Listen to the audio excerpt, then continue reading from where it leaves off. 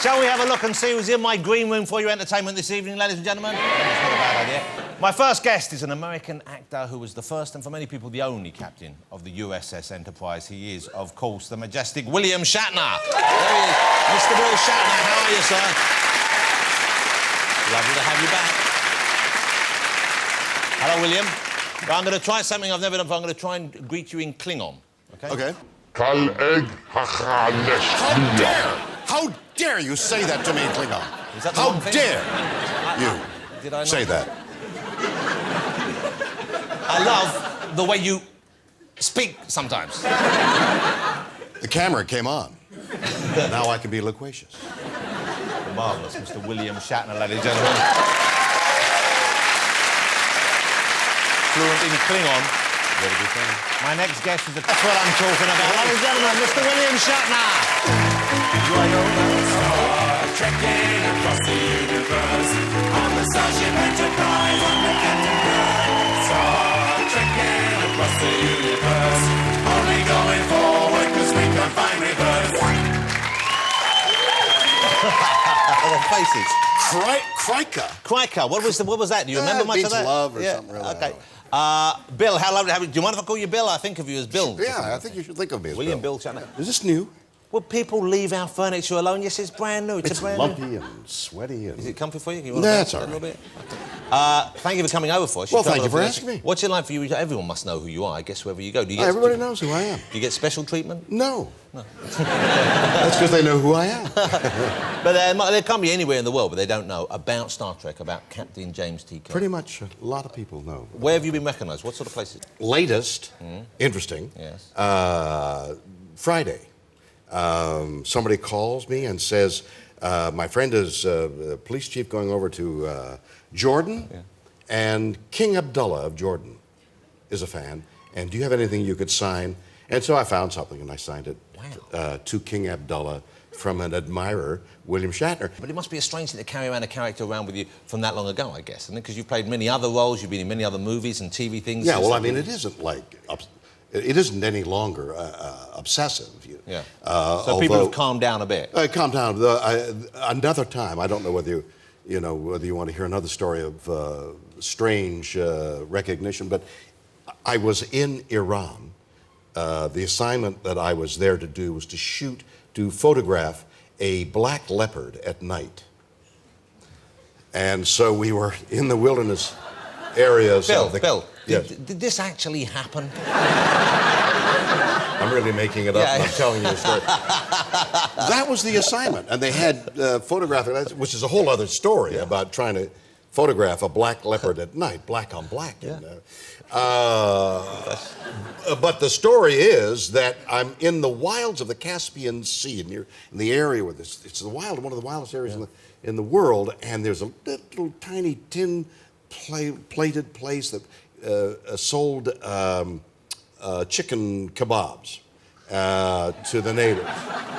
And there's a little tiny black and white television set at the very end that's on. The crew is like up front, and we're eating chicken kebabs, and a guy with the big bear hat, you know, and the sword, and he's the waiter. He's dressed up in a costume, and he comes over to me. Are you Captain Kirk? It was really wild. Well, that does sound. It's quite. I'm exhausted just listening to that story. I would have said crikey right there. Crikey. But I'm sure it's not a part you regret taking because it transformed your life completely. In a way, it transformed everyone's life. It transformed everybody's life. Yeah. The world is transformed as a result of my taking Captain Kirk. Bill. That's my name. I'm a little upset about something. You're upset? Yeah. Why? Because the new Star Trek movie's coming soon. I know. And you're not in it. You think you're upset? Yeah. What? Yeah, exactly. What are they thinking? What are they thinking? Why are we even talking about it? What's wrong with them? I'm not in it. I don't care. I don't know. Well, why aren't you in it? What's going on? I don't. If I were producing it, I'd have thought, put Shatner in it. He'll get on this show. Bill, if you were producing it, you'd be starring in it, wouldn't you? Let's be honest. That's right. I'd be starring it. I'd be directing it, and I'd own it. But you're Your friends, you're very close with Leonard Nimoy still, I believe. Very Is that close, correct? yes. So, and Which he's was in it. tough, beating him into submission on that scene. Yeah, yeah. Well, you were always the better fighter. Yes, I was. And a lover. You always got the... He disagrees. I know. Emphatically, but he's wrong. You always got on with the blue-skinned ladies and the green-skinned ladies. It comes off in your hand, you know. What are we talking about I now? don't know. You got to be careful. Do you... I'm being told off by Captain Kirk. Do you miss doing that particular show? Do you miss doing T.J. Hooker? These shows are a big part of your life for a while. Do you miss those particular characters? Well, you know, those are series, and I'm in another series that... Of course you are, yeah, Boston Legal. Ended, yeah. Doing a series is really a tough job. I mean, I know coal mining is tough, and oil rigs are tough. Yeah, and that's proper tough. Especially in the middle, that's tough. Yeah, yeah. But doing 18 hours a day, trying to remember words, and... Well, that can get more and more difficult, you know. And dealing with the public and the people and the anxiety and the tensions, it makes it an onerous job, which you do with a love-hate relationship. You love doing it, especially the parts that I've been lucky to play. They've been well written, and I got a lot of recognition, and it was great fun. But there is the dark side.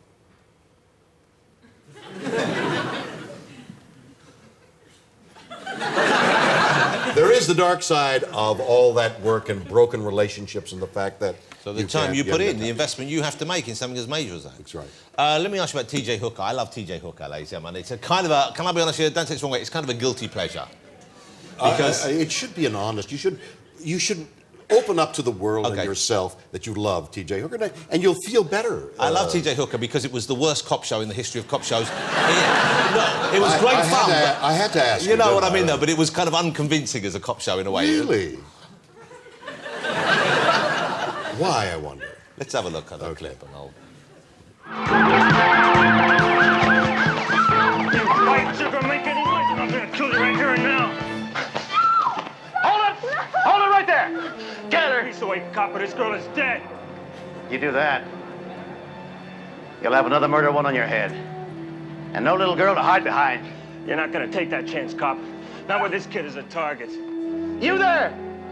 Young lady, be cool. The young's gonna hurt you. You're kidding yourself if you think I'm not gonna pull the trigger, cop. You think, mister. You think before you make a big mistake. Hey, cop, you think you can off me before I kill her? Huh? Most officers carry a .38, mister. I prefer this. Double action 357 Magnum, loaded with hollow points. There's a 6-inch hole in you going in, and the Holland tunnel coming out. You want to try me? I don't believe you, man. Let's go. That's quite awesome. That's quite awesome. No. About a third of the way it was convincing.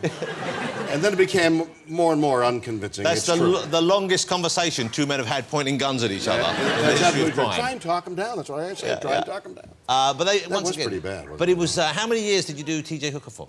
6. 6 years. Okay, and how long have you done Boston Legal for now? 5. So that's the longest so far, and it's coming to an end, unfortunately, Boston Legal. It has come to an end, yes, a couple months ago. So. Well, we've got it over here. The last series is playing out now. You are? Yeah. It's been playing here for all these years? I think more or less. Was I more convincing as a lawyer than I was as a... Please don't take that personally. Why have you taken that personally now? Because you're talking to me in public. Yeah, but you didn't come in here harbouring the illusion that T.J. Hooker was a gritty crime show, really, did you? I'd like to live with the madness, the insanity of it was convincing, and now you've destroyed that, and I'll have to get depressed now.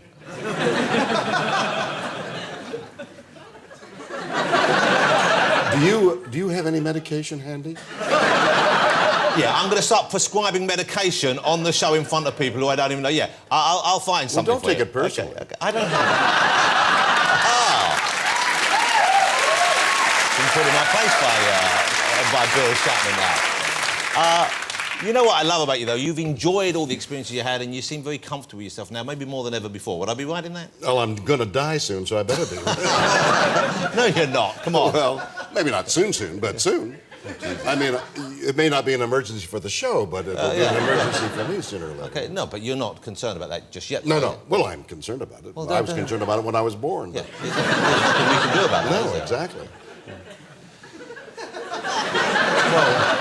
We must have you back on more often to bring us all down with our impending mortality. Well, it'll bring you back down to reality, so where you can face the facts that Let me ask you. you are going to die. Oh, Bill, Bill.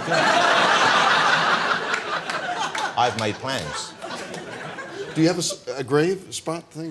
No, I don't have a bloody grave. I'd buy one if I were you. What are you going to do with your bits? Are you going to have yourself? I'm Are you gonna going to be get, sprinkled somewhere, or are you going to be? Yeah, I'm going to get sprinkled. Yeah, Yeah. whereabouts? Any idea? Yet? I have an exact spot. You got a sprinkling plan? Can you tell us about this, or is it one of those illegal sprinklings? No, it's a legal sprinkling. Where you going? Do you want to? Well, I've got a farm and You got, people. Yeah. you got someone to do the sprinkling for you? I've got people. I've got volunteers. I haven't got any sprinkling sorted out yet. You don't have any sprinkling people? No, not yet. I'm thinking of having myself kind of like. You ought to run a contest. I want to be preserved. Like a jam?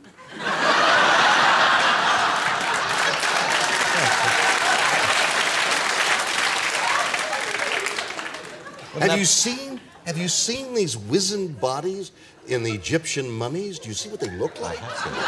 You want to look like that? You don't want to look like that. Well, I thought. You don't want to look like that in death, let alone in life. Don't do that. Be sprinkled? Yeah, get sprinkled. Okay. Can I say, this is the weirdest conversation I've ever had in front of people. This whole evening, now... You mean you're telling me that this whole evening is weird and you're talking about licking a dog's ear? Well, yeah, but... And I'm not even anywhere there. Have you never been tempted to lick one of your dogs? I have. But I didn't want to mention it to you, thinking you might think it was weird. Now, the next suggestion is you lick my ear. No. No. Although, without... No, I'm a guest here in the country. It's gotten badly enough as it is. I know. Hey, speaking of that kind of Yeah. thing, I've been enjoying your book, which came out last year. Up Till Now. Up Till Now is the title of it. Up Till Now, which is on sale at bookstores Well, it's a funny everywhere book. in It's a funny London. book because you're a funny man. It's some great funny stories in it. Yes. You've led a rich life filled with incredible Rich. adventures. Tell me about Informative life that's in the book, Up Till Now. Coco the gorilla. Coco the gorilla. Who would have thought you'd have had a close encounter with a gorilla in that book? Why wouldn't you think I would have a close encounter with Coco the gorilla? Look, the Coco the gorilla speaks 600 words in sign language. This is an actual gorilla. What? This is because people think now that we've both gone mad. We should clarify. This is an actual gorilla. Coco is a real gorilla you've met. Coco is a mountain gorilla. Mountain gorilla. Being studied at Stanford University. Now it makes sense. in America. Oh, Okay. Was that a whiff of No, something? because I was hot. Because I saw what you ate, and I didn't want to be so impolite as to go, whoa. So you just went, whoa. Did it smell meaty? But that was the idea, not the whiff, No, right? I was hot. The Coco thing got it was me the hot. idea, like you pushed the idea aside. No. Okay. So Coco is a real gorilla. A real gorilla. She's science. She, for example, put together the word water and word bird when she saw a duck land in a lake, and she put together waterbird. So she synthesized language. That's incredible. Intelligence, Remarkable. right? So, I was told that story when I was up there. Yeah. A marvelous intelligence. There's no telling. I mean this seriously. There's no telling. I'll do my serious voice. Please. There's no telling how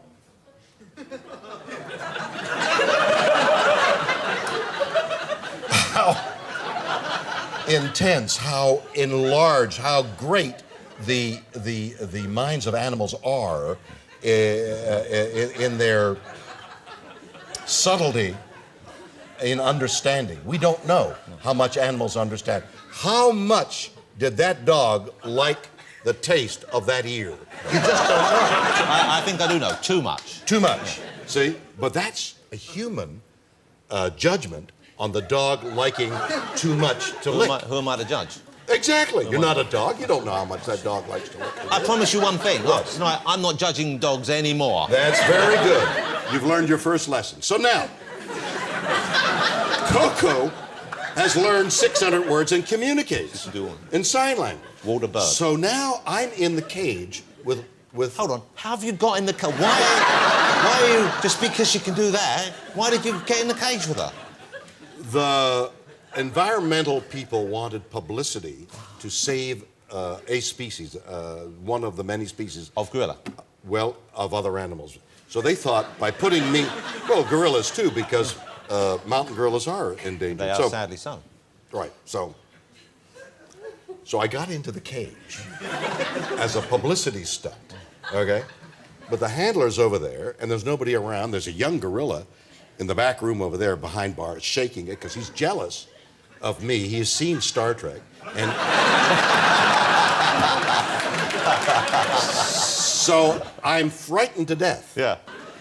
And I'm advancing. I'm looking at Coco, who's looking at me with dark brown eyes. And as an actor, I know that if you just pretend, you're already starting to feel. And then you let the pretension generate the feeling. The emotions.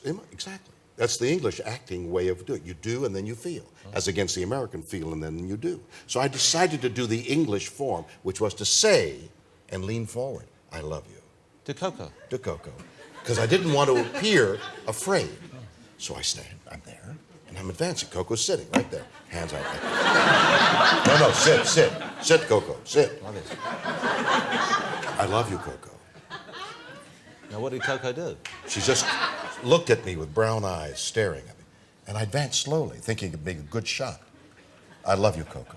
I love you, Coco.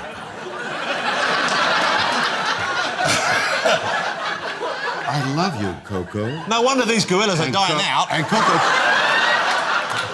We were trying to procreate, and the Coco's hand went out... Oh, cupped you. And cupped me. No!